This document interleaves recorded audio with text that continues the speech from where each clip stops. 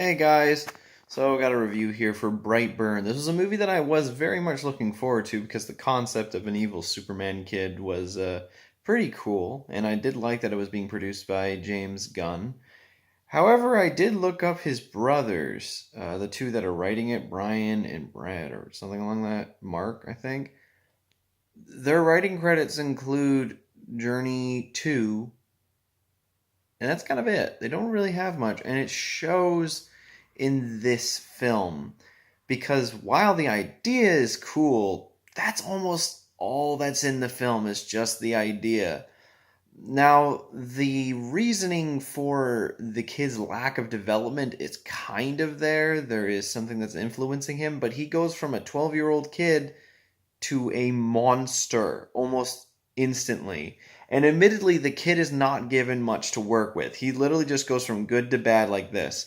And while the characters around him, particularly his mother, played by Elizabeth Banks, tries to find this humanity core in him, it's so not there.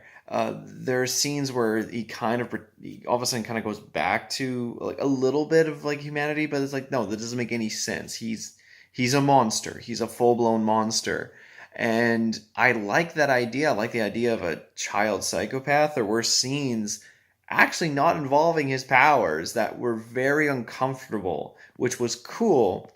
However, again, there's nothing to it, and if you were to take away the Superboy aspect, it would be very, very predictable, just as it is with the superpowers. I think within the first 20 minutes, you're already able to figure out exactly note for note how everything's going to happen. And that's probably one big problem with this film is that it doesn't have enough content to warrant its length. And that's saying a lot when it's an hour and 30 minutes long. This would have done so much better as a short film because that lack of time can help build with the mystery of the film and the context of the characters.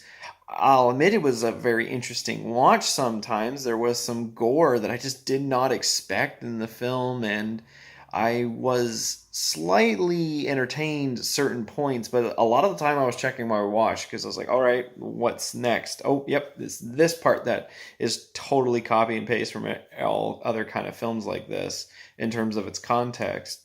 And it's a straight up horror movie. It's a very by the numbers horror film, which is unfortunate. Admittedly, the last 30 minutes of the film, sorry, the last 30 seconds of the film is actually kind of cool, and I would have rather had this be more of the idea. Supposedly, they want to make more movies of this, they want to make sequels, but all I'll say is that they need to up the writing a lot to warrant that. Otherwise, everyone's kind of okay in it. The performances are meh. The whole film feels like everyone's kind of half walking through.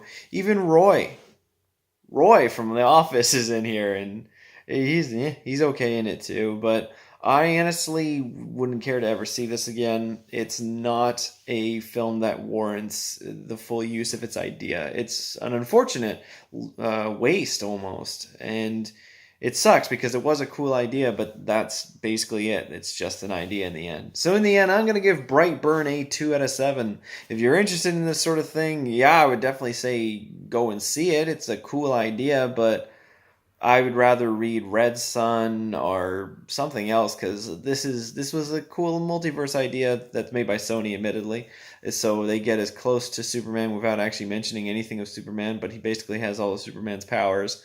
Um, oh well. Anyways, I hope you guys enjoyed this. If you did, leave a like, and if you're interested in more, maybe subscribe. Otherwise, we'll see you guys next time.